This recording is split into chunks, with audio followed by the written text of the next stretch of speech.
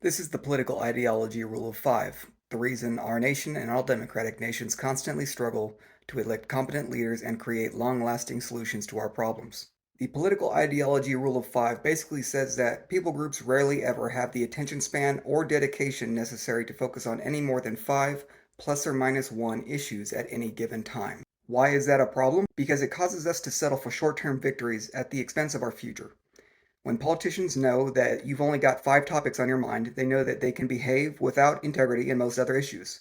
They know we won't look at the rest of their personal and voting history to see if they truly believe in their proclaimed conservative or liberal values. We won't look into evidence of corruption on other minor topics, which allows them to slowly destroy the laws protecting us from corporations and foreign governments. We'll be too obsessed with losing ground on our top five issues for us to seriously consider other, less popular candidates. And when our political parties know that's how desperate we are to protect those five values, they've got us by the balls, because they can tell you to vote for the most cowardly, idiotic, or corrupt candidate they have, and they know we'll elect a dirtbag out of fear that the opposition might temporarily win. So I'll discuss solutions to this issue in a moment, but first I want to prove my point to you who might be skeptical of what I'm trying to say. So if you don't agree with what I'm saying, consider this. I want you to think for a moment about what issues primarily influenced your voting intentions in the present or past, or try to think about what the average conservative or liberal seems to be typically focused on. Try to put those issues in a list from most important to least.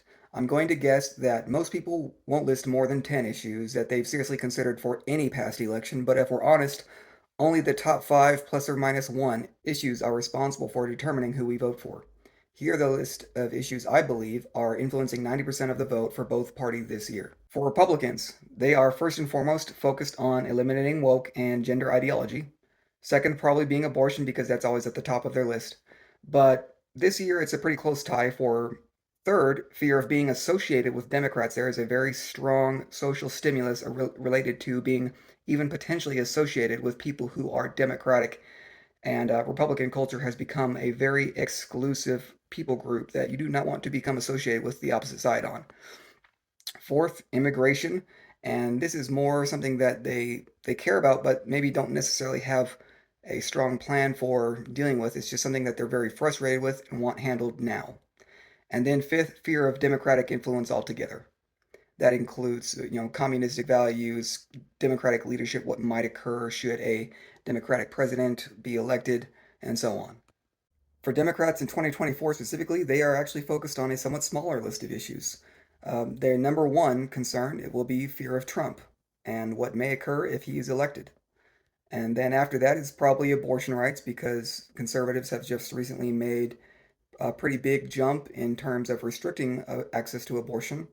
Then third would be fear of Republican influence in general because of things like how many Republicans are now being seated on the SCOTUS. And then fourth would be the equality issues pertaining to gender and race. Now, if you're a Republican or Democrat, think about the things I've just listed. Does that not fairly represent what you feel is most important to you this year? I'm not saying that there aren't other things that are important to you as well. I'm just saying that the topics I've listed off are probably what's most important to your vote in 2024. Now, you obviously noticed that I only listed four issues for Democrats this election, and these pictures that I'm going to post explain why. These are the top stories from MSNBC, and you can see almost everything they put out is focused on concerns about Trump.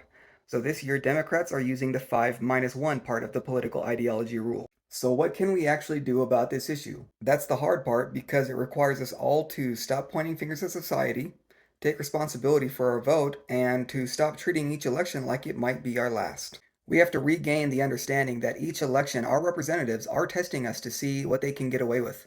And if we persistently choose to give ground, then we will never be able to motivate them to change their election strategy, or their re-election strategy, I should say. We have to remember that we can influence our party if we refuse to support dirtbag candidates. They all want to be re-elected, they all want to increase the influence of their supporting party, and they will give us better candidates if they believe it's in their best interest to do so. But motivating our representatives to give us better candidates requires us to be the first to show strength by advocating and voting for someone or something that likely will make us all temporarily uncomfortable.